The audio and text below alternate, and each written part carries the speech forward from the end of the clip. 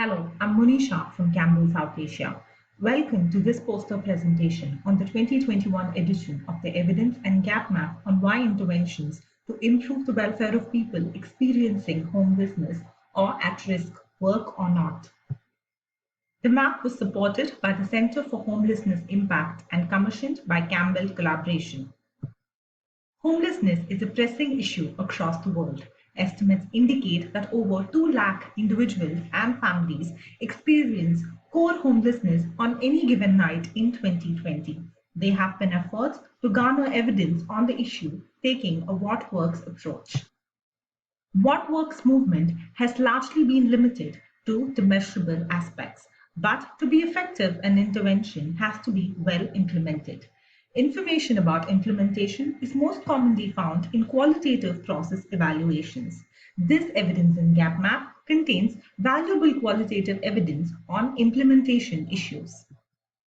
Figure 1 provides a snapshot of the 2021 update, which hosts a total of 275 studies. The red bubbles represent barriers, factors hindering successful implementation. The green bubbles represent facilitators, factors which aid the program and support its implementation. The rows represent the intervention categories. The columns show the implementation issues. There are 9 broad intervention categories and 5 main implementation categories, which in each of these broad categories, there are detailed subcategories. The map also has filters for time and place, allowing the evidence to be restricted to specific countries, regions, or years. The online version of this map is interactive. Users may click on entries to see a list of studies for any cell in the map. The objectives of this map are to guide users to evidence, identify common implementation issues, to provide content for the center's intervention tool, identify clusters for evidence synthesis. Section 3 of this poster captures the steps followed in the development of this EGM, which included systematic searching, systematic screening, systematic coding, systematic quality assessment, systematic synthesis, and reporting. First, a comprehensive database search was carried out. Academic papers, evidence gap map databases, systematic review databases, and websites of bilateral and multilateral organizations were searched. Screening and coding was conducted by 2 researchers independently, and differences, if any, were resolved with the help of a third party. This was followed by quality assessment of included studies using a critical appraising tool that was developed by Campbell Collaboration in association with the Center. Mapping and analysis was carried out on EpiReviewer software. My cursor is now pointing towards the Prisma flowchart.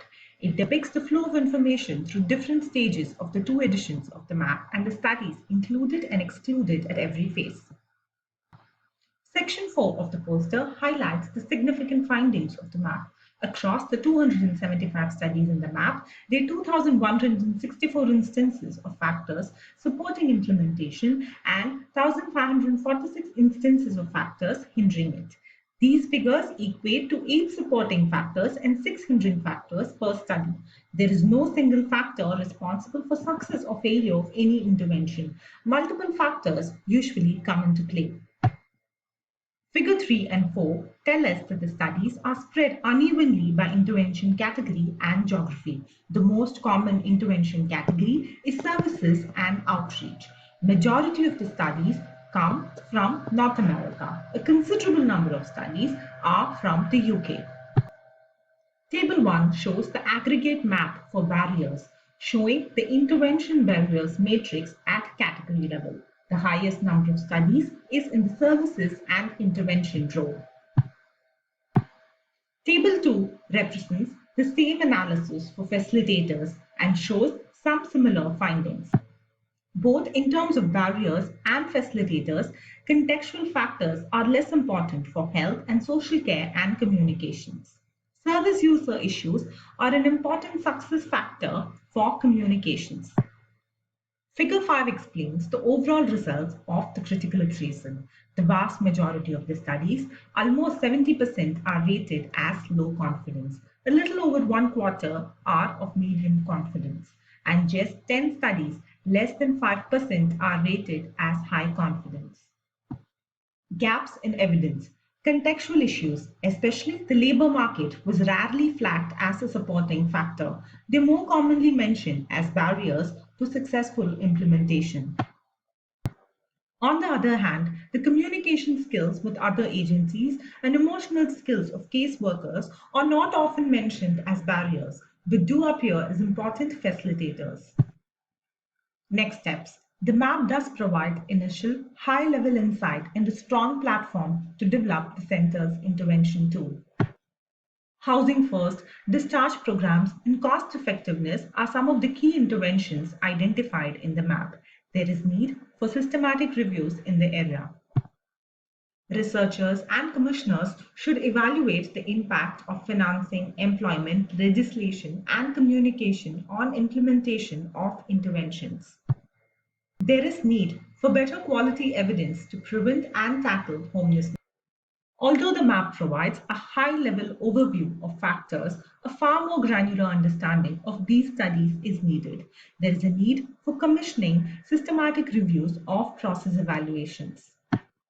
Thank you.